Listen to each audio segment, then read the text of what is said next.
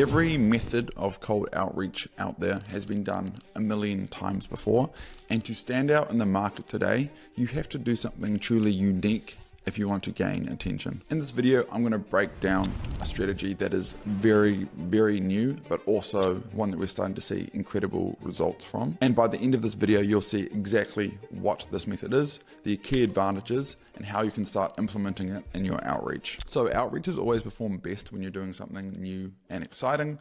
We have had, personalized videos. We've had personalized first lines with AI. We've had automated LinkedIn outreach, which is again grabbing info from their profiles, their company profiles, and using AI to collate that with how you want the outreach to go.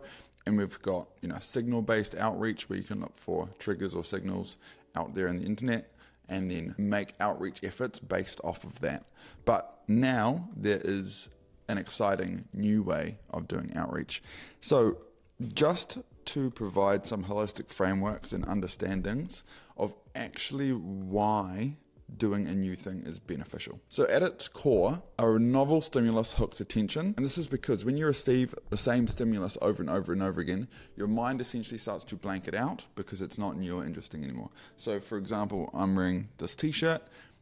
My mind doesn't give me signals all the time that, oh, there's a bit of fabric on your shoulders, like that's something to be aware of. But if I'd never worn a t-shirt before and this is my first time, e.g. the sensations were novel, my brain would be firing and essentially letting me know, hey, there's something going on here. So when you do outreach, if you're using a method and that method then gets used over and over and over and over and over again, and your market gets hit with that message over and over and over again, they're going to become numb to that stimulus and it's going to become far less effective. So part of the game of, we can just say advertising or marketing in general, if you want to hook attention, is to be always chasing or inventing or finding the next novel stimulus such that you can hook attention at a cheaper price, essentially at a premium, because the method of delivery itself carries weight. So I call this the carrier pigeon effect, and I have made this up and I haven't had anyone else use it yet, so we'll see if it sticks. But essentially the point is, if you send someone a message, right, via email, let's say you email someone, and then you get that same message and you write it on a piece of paper and you tie it to a carrier pigeon and you fling it over to them and it comes in through the window, they are almost definitely going to read and respond to the one that came in off the carrier pigeon because that's a novel stimulus. They don't get many carrier pigeon messages, if any, in their whole lifetime.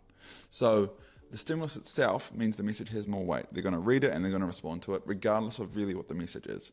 The message that comes over email probably means nothing to them. Okay, so the novel stimulus itself carries weight and hooks attention.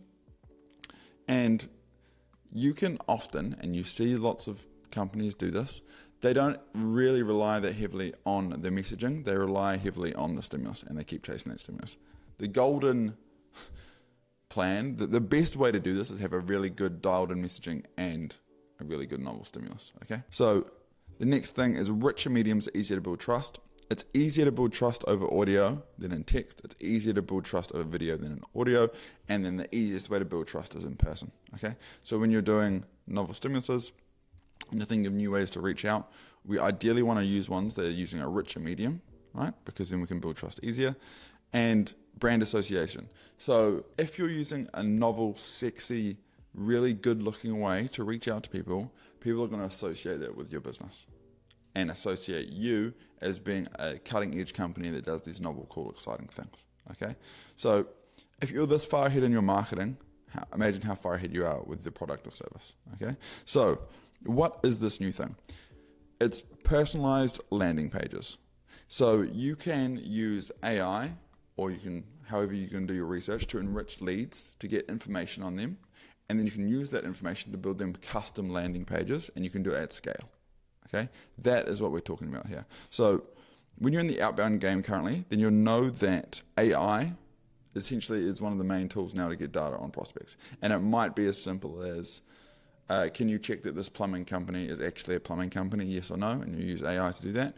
Or it can be like, hey, can you do some background about the number one products that they sell? Or it could be, hey, this is the owner of this company, can you give me some background research on that person based off their LinkedIn profile, this sort of thing. So you can do a wide range of research, and now you can think, oh, could I craft personalized landing pages now that I know this information? Okay, so Typically, when you're using, AI on the email, you're just going to say something like, hey, Hawani, I just watched your YouTube video about X, Y, and Z, right? Because you can scrape that data. But you can now either scrape data from their LinkedIn, other info about them online, and you can go a step further and build out landing pages tailored to them. So here are just some example landing pages just to show you.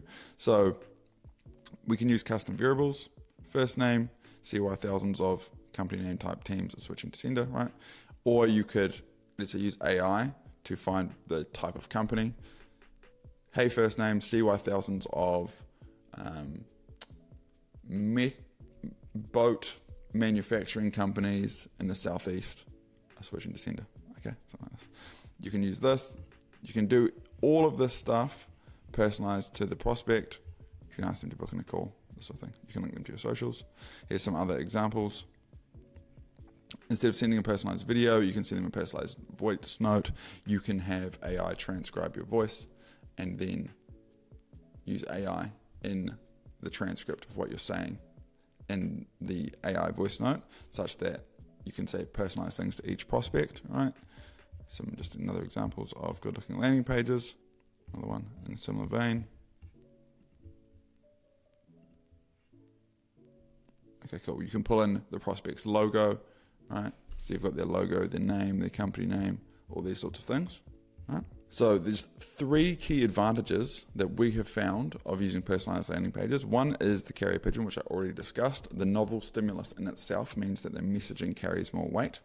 The second component is that you can build deeper levels of trust, right?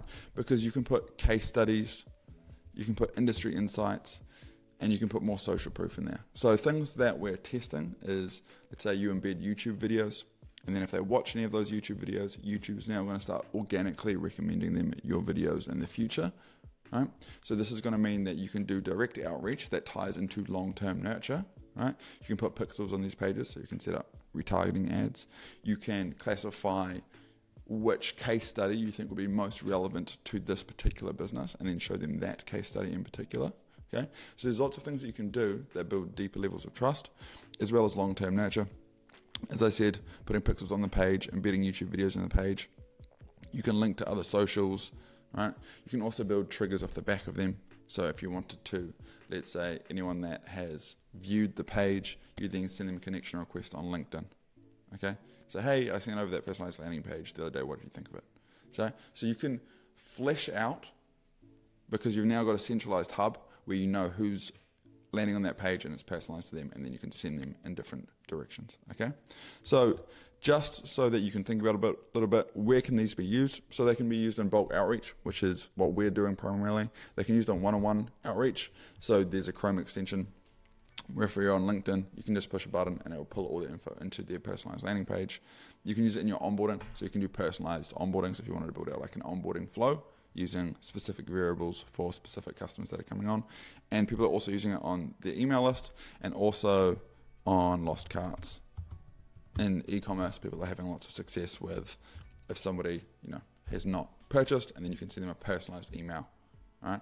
So these are just some ideas about where they can be used, but I'm sure there's many other use cases out there as well. In the description, there is a link to Sendr where you can sign up for a free trial. I would recommend you sign up for a free trial and just test that against your current outreach and see if it does perform better. And on screen now, there's a video where I built out 1,000 landing pages in a few minutes, so you can walk through that tutorial there as well. I'll see you there.